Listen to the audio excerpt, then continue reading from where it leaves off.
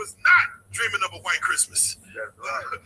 Dr. Umar Johnson in this. Yes, sir. Glad to be here. Yes, sir. Finally on the blue couch, finally behind the lights.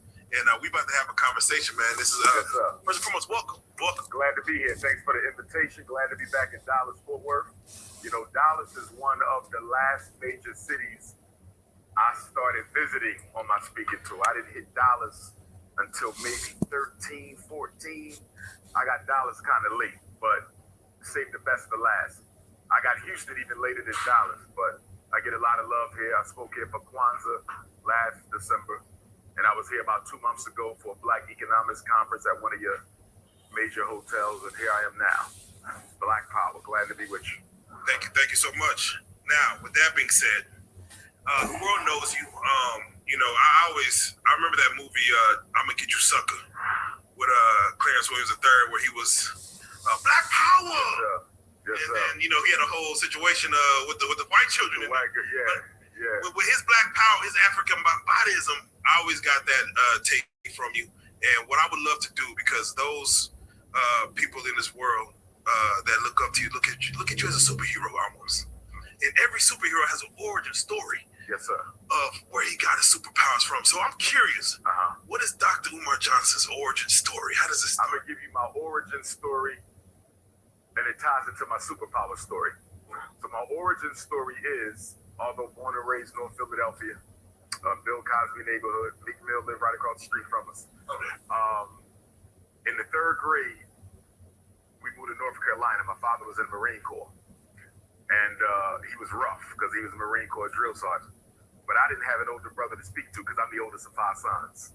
And so I said, when I grow up, I'm going to be the person that all the young people can talk to when they have no one else. So that was 8, 9 years old. My parents divorced. We get back to North Philadelphia. The elementary school that I attended, it just so happened they had a Black history class. It wasn't mandatory for the entire city. Our principal, that white principal, that Black assistant principal, that Black teacher made it happen. So 4th and 5th grade was Black history class. That was my introduction into Black consciousness, and it was my introduction into public speaking, because there was a Black History Month oratorical contest. I entered that. I won first place both years, and I never shut up since. Now, a few blocks away from my elementary school is the international headquarters of the UNIAACL. This is the organization built by the most honorable Marcus Messiah Garvey, largest Black organization in modern history. They gave us the red, black, and green flag. So the school is here, the Garvey movement is here. So you could argue that my steps were already numbered from childhood. I just had to walk them. Now, my mother bought my tennis shoes at the Jewish sneaker store right next to the Garvey building. I never knew it was the Garvey building for 12 years until I graduated from undergrad, college. So I'm going to get some sneakers, just graduated from college, and I see this big picture of Marcus Garvey in the window. I said, why is there a picture of Garvey next to the white man's sneaker store? And then the elder came around the corner, Baba Johnny Gassa. He's an ancestor now. Rest in peace. He said, can I help you? I said, why this Garvey picture here? What's going on here? He said, this is the UNIA. Come back Sunday at 3 o'clock. Came back Sunday at 3 o'clock. It's been 25 years later. I never left.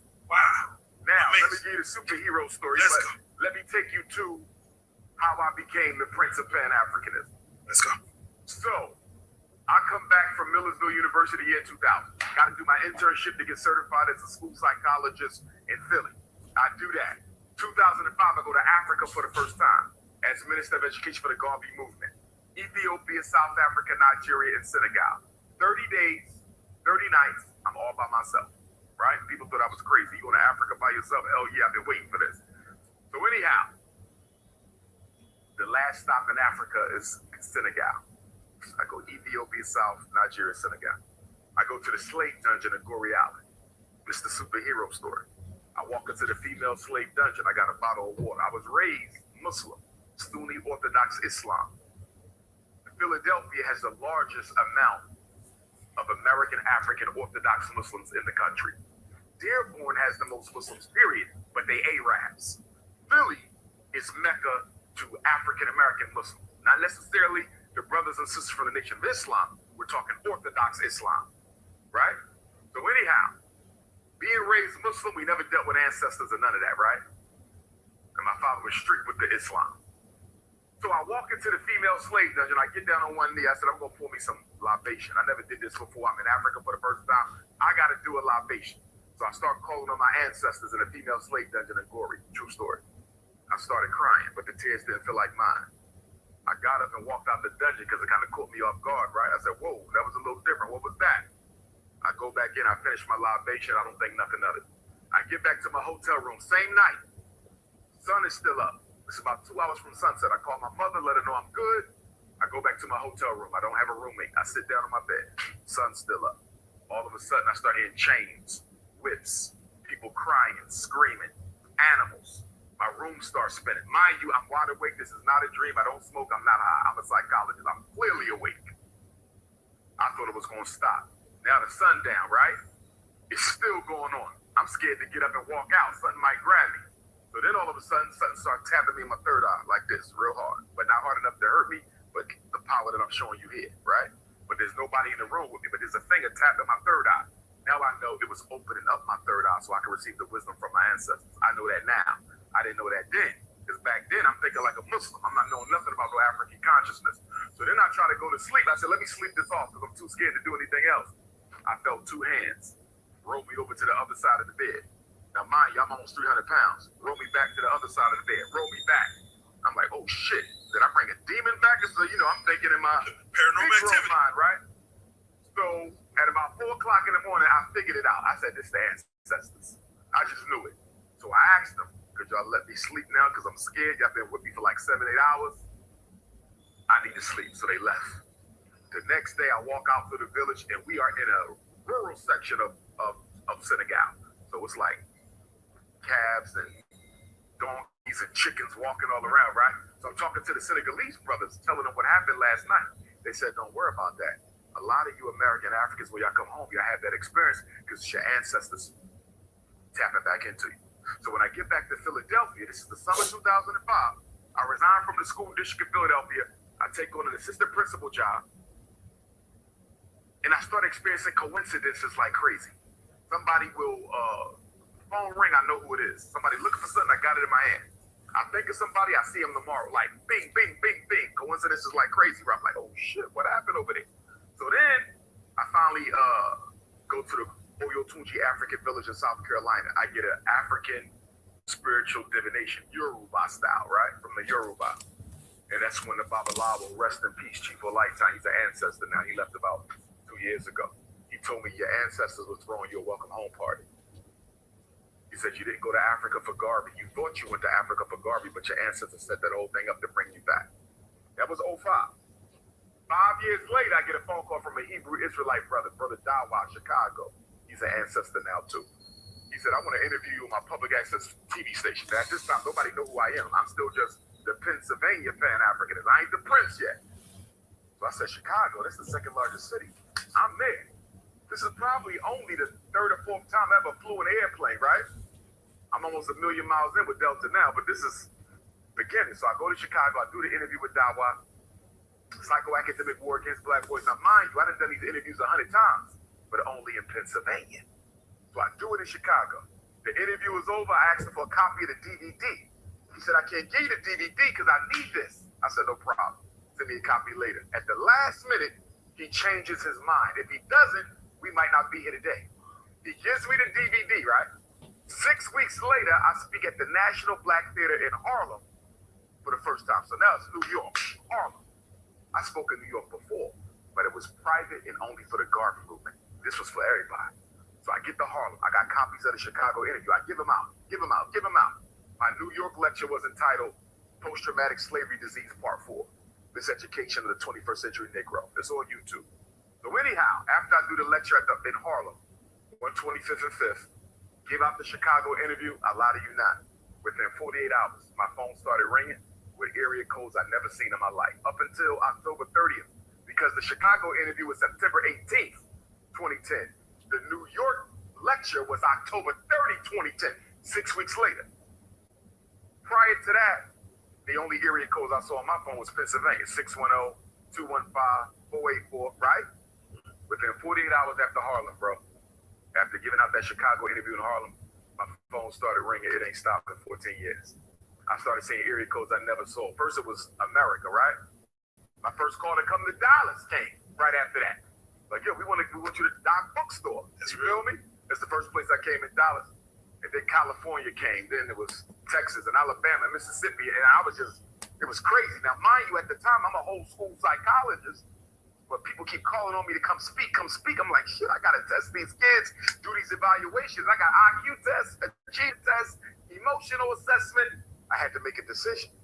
You either got to pull back on your public speaking and keep doing your professional work, or pull back on the professional work to travel. Now, mind you, being a psychologist, you get paid good money.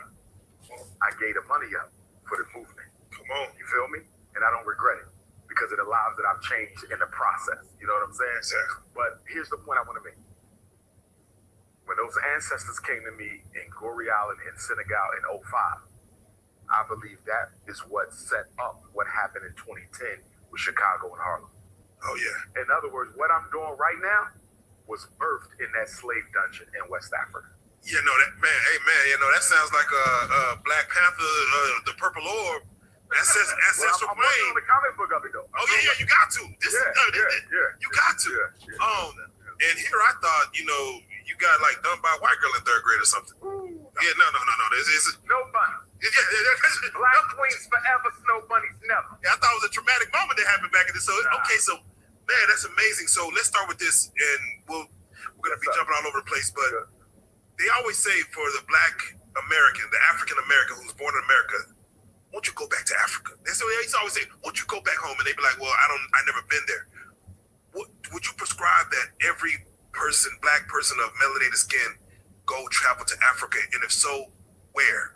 Based on where you've been. Great question. Would I recommend that every African in the diaspora travel to Africa? I'm glad you said travel, because I thought you were going to say immigrate or relocate. Travel, yes. So you can know who you are and where you come from. Connect with your roots, because that's spiritually necessary, that's psychologically necessary, that's politically necessary, that's socially necessary. Now, if you would have said immigrate, I would have said no, because as the Right Honorable Marcus Messiah Garvey said, I have no intention of taking all of you back to Africa. Some of you are no good in America, so you damn well will be no good in Africa. And I'm of the same way. We don't need bunny hoppers in Africa. We don't need basketballs and footballs in Africa. You understand? We don't need to be taking no problems there. You go there, you go to solve problems, not to create them. You know what I mean? So Garvey never led a back to Africa movement. That's what the white man called it. When people hear the word Pan-Africanism, they say, oh, they want to take everybody back. We never believed in that. And I don't believe in it now. Only those who want to go and have something that they can contribute to the rebuilding of Africa should go back to Africa. You understand? Now, to what you said in the beginning there, the whole world is the kingdom of Africa, because we're the first people to circumnavigate the planet. We're the first Europeans. We're the first Asians. We're the first Americans. We're the first everything. We was on every continent before anybody else ever evolved. If you dig long enough, you're going to find Black folks everywhere in the beginning. So the whole world is the kingdom of Africa, but the continent is the royal palace. Now, that phase you went through, I won't even say phase, that what you went through when you went to West Africa. Yes, sir. Is that something you think every Black person can experience, or do you have to be chosen to go through that? That's a great question. I'm going to look at it a couple different ways. To begin with, in many African spiritual systems, women, Black women, are born with the spiritual capacity to access other dimensions. They born with it, right? So the African woman is slightly more spiritual than us in that she's born with that energy. We have to be initiated and trained into it, right? So that's one part of my answer. Here's the other part. It depends on how spiritually ready you are. Here's one of the laws of spirit, right? Your ancestors might want you to go to Africa and go through exactly what Dr. Umar went through to open you up spiritually, right? But are you psychologically ready? Hey you, it's me again. Are you still wondering how much it will cost you to start up a company in the UAE? Well, guess Well, we have good news for you. We've upgraded our cost count.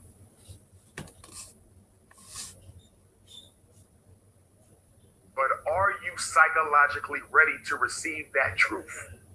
Listen, I was born and raised Muslim. That indoctrination was heavy, right?